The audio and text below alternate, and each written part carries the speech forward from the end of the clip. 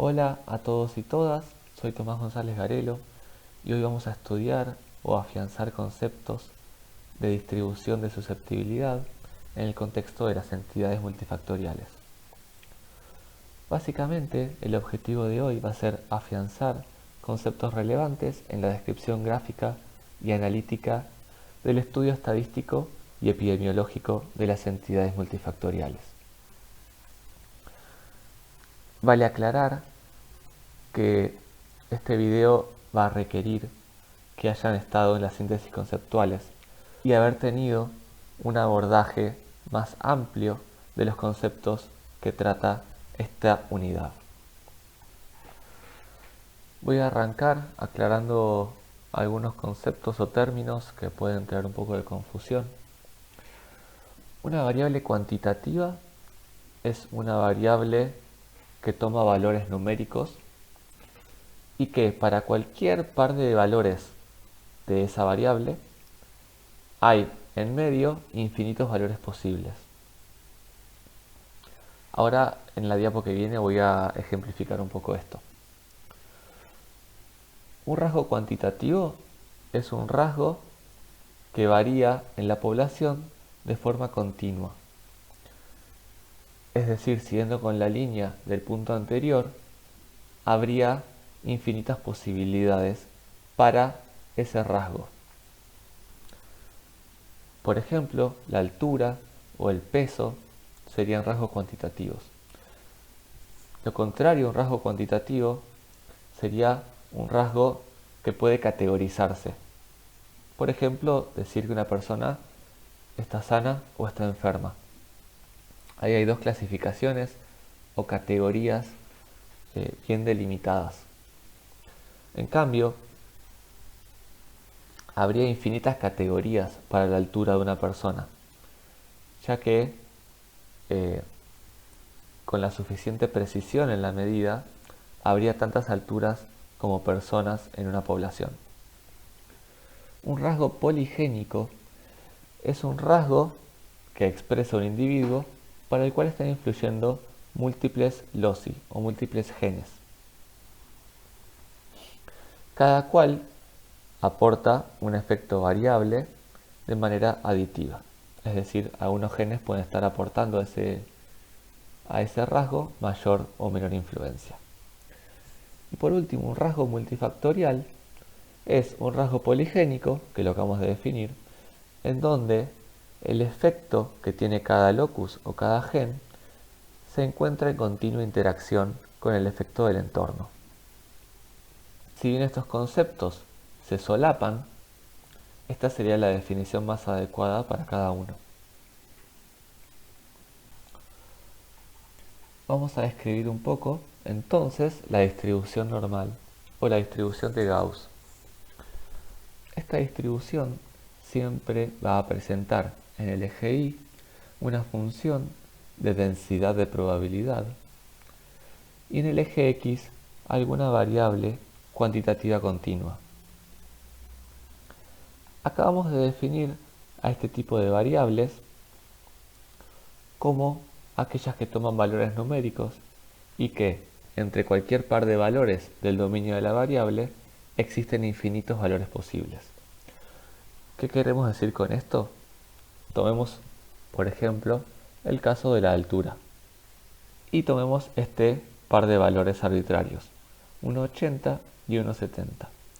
Entre este par de valores existen infinitos valores posibles, ya que va a haber personas que midan 1,71, 1,72, 1,73 y entre medio de esos valores a la vez va a haber otros valores, 1,71,2, 1,71,3, 1,71,4. Es decir, depende de cuántos decimales después de la coma tome, puede haber tantas alturas como individuos en una población. Si bien con alguna herramienta de medición no muy precisa yo podría obtener en una población una misma altura para más de una persona, la naturaleza de la variable, es decir, que sea continua, es independiente del objeto de medición. Y dado que tomando múltiples valores después de la coma voy a obtener tantas alturas como individuos en la población, esta variable es continua. Un ejemplo de una variable numérica que no es continua podría ser una variable como número de hijos. Esta variable va a tomar valores como 1, 2, 3, 4 y así. Y si yo elijo dos valores cualesquiera, así como elegí 1,70 y 1,80 para la altura, elijo por ejemplo un hijo y 3 hijos, hay un único valor intermedio. Y no importa qué par de valores tome, siempre va a haber finitos valores intermedios. Continuando, esta distribución entonces lo que describe es que existe una media poblacional, en este ejemplo hipotético es 1,80 m para la altura, que coincide con el valor más frecuente en la población, lo cual podría no ocurrir. Podría haber dos valores muy frecuentes a 1,40 m y 2 metros, por ejemplo, y que la media poblacional sea 1,70 m. Y a medida uno se aleja de ese valor medio, que coincide con el valor más frecuente en la población, los valores de altura, ya sea más bajos o más altos, se van haciendo menos frecuentes. Así voy a tener muchos valores en la población, muchas alturas cercanas a 1,80 m y pocas alturas alejadas de 1,80 m, ya sea hacia más altos o hacia más bajos. Luego, el eje Y está indicando de alguna manera un índice de frecuencia, pero no es, por ejemplo, que 1,80 es 0,4 en la proporción de la población. Este eje Y lo que está indicando es una función de densidad de probabilidad. Y esta probabilidad se entiende como el área bajo la curva de esta campana de Gauss. Es decir, todo el área hasta el 1,80 m, por ser una distribución simétrica, corresponde a la mitad de la población. Es por eso que si uno integrara el área bajo esta curva, daría 0,5. Integrar todo el área bajo la curva es equivalente a 1, es decir, la proporción total de la población. Vamos a ver un poco mejor esto en estas diapositivas que siguen.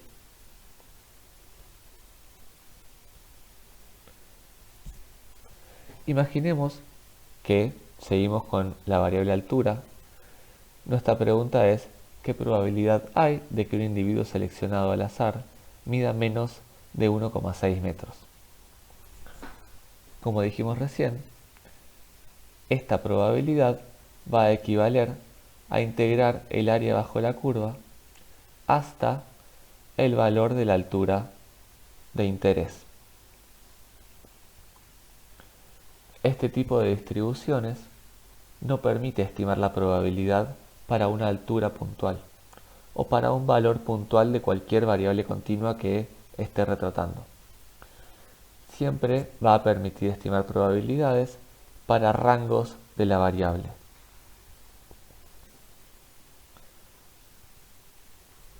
Podemos imaginarnos que esta distribución no fuese para una población total, sino para una población de altura de individuos masculinos.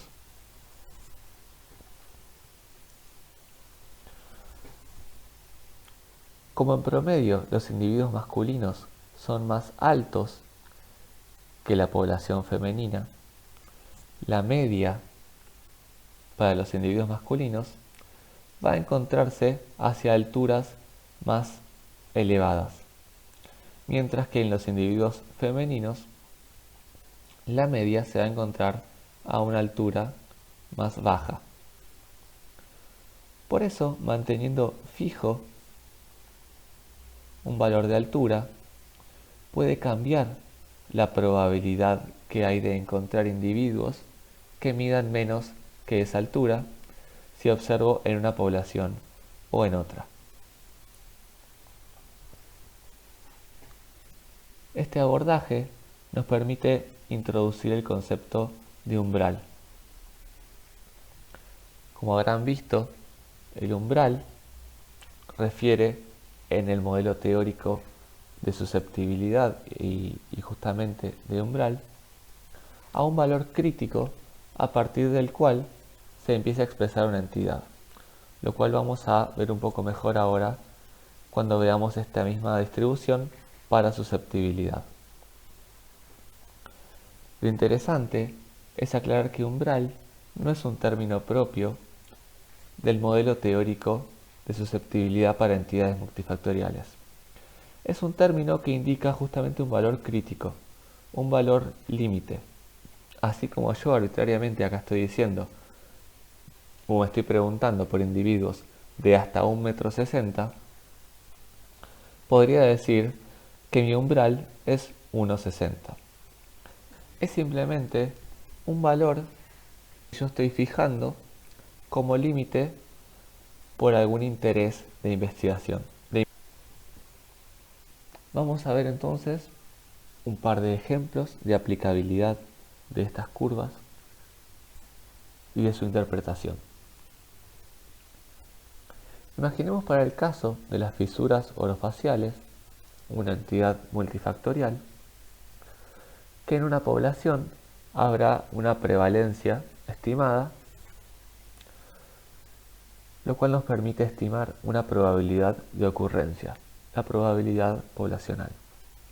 Estos eventos de fisura orofacial ocurrirán, según el modelo teórico, siempre y cuando los individuos sobrepasen este umbral de susceptibilidad. Si una familia o una pareja de una familia quisiese saber cuál es el riesgo que presenta de que en un futuro embarazo ocurra este evento de fisura orofacial, se le comunicaría que el riesgo es el riesgo poblacional, es la probabilidad poblacional. Pero si apareciese una segunda familia que sí muestra antecedentes de fisuras orofaciales, uno puede deducir que esa familia presenta en promedio un mayor grado de susceptibilidad, ya sea por la carga genética que transmite esa familia o por un ambiente mayormente desencadenante en el que se encuentra. Según este modelo teórico, entonces, esta familia presentaría una distribución distinta a la poblacional. Es decir, dado que presenta mayor grado de factores que aportan a la susceptibilidad, su media de susceptibilidad se encontrará incrementada en comparación a la media poblacional de susceptibilidad para fisuras orofaciales. Y como el umbral que delimita la expresión o no expresión de la entidad no cambia, esta familia tendrá un mayor área bajo la curva por delante del umbral, es decir, una mayor probabilidad de presentar la entidad. Este ejemplo puede compararse o analogarse a cuando veíamos dos poblaciones distintas, pero fijábamos el mismo valor de altura, que era 1,60. Y veíamos como una población, según el tipo de genes que presentaba y el ambiente al cual estaba sujeto, presentaba un mayor o menor porcentaje de la población a un lado y al otro de ese valor arbitrario, que en el caso de la altura era 1,60 m, pero que en este caso de la susceptibilidad está siendo el valor crítico o el umbral. En un segundo caso de ejemplo, podemos estudiar la estenosis pilórica, entidad que tiene un distinto umbral según el sexo. Es decir, individuos masculinos tienen mayor probabilidad de presentar la entidad que individuos femeninos. Esto es simplemente lo que se observa en la población, un radio de mayor cantidad de afectados, dado que son del sexo masculino, que del femenino. Entonces, si quisiéramos estudiar el riesgo de recurrencia o cómo se mueven estas distribuciones de estudio, resultaría más ordenado hacerlo separando por sexo, dado que presentan un distinto umbral. Si quisiéramos estudiar el riesgo de recurrencia o de ocurrencia para un individuo femenino, podríamos en primera instancia tener una distribución poblacional de la susceptibilidad, la cual aplicaría a una familia sin antecedentes de estenosis pilórica. Ahora, si una familia 2, muestra antecedentes de esta entidad en individuos masculinos, es decir, el individuo afectado con más frecuencia de esta entidad, por presentar individuos afectados en la familia, van a presentar una mayor probabilidad de ocurrencia de la entidad en futuros embarazos. Mientras que una familia 3, que muestra antecedentes de estenosis pilórica en individuos femeninos, dado que muestra afectados del sexo menos frecuentemente afectado en la población, va a tener un riesgo de recurrencia aún más alto. Esto es ya que si estamos estimando el riesgo de ocurrencia o recurrencia para un individuo femenino, manteniendo fijo el umbral, a medida vamos de la familia 1 a la 2 o de la 2 a la 3, vamos denotando una mayor susceptibilidad asociada a la familia, dado que una familia que muestra antecedentes de esterosis pilórica de individuos masculinos implica una mayor susceptibilidad promedio que una familia sin antecedentes, y una familia que muestra antecedentes de esterosis pilórica en individuos femeninos implica una susceptibilidad promedio aún mayor que la familia 2, dado que para que un individuo femenino haya nacido con esta entidad, la carga genética que predisponga y el ambiente asociado deben generar una susceptibilidad mayor. Si por otro lado quisiéramos estimar un riesgo de recurrencia o de ocurrencia para un individuo masculino, la interpretación sería similar, pero corriendo el umbral hacia la izquierda, dado que es más fácil o se requiere menos susceptibilidad para que un individuo masculino presente esta misma entidad, siendo de igual manera o de igual análisis el aumento en la susceptibilidad promedio que se deduce en función de nacidos con el sexo más o menos frecuente en la población para la entidad. Espero que haya servido para aclarar varias dudas o cuestiones o para afianzar la terminología y la interpretación. Un saludo grande.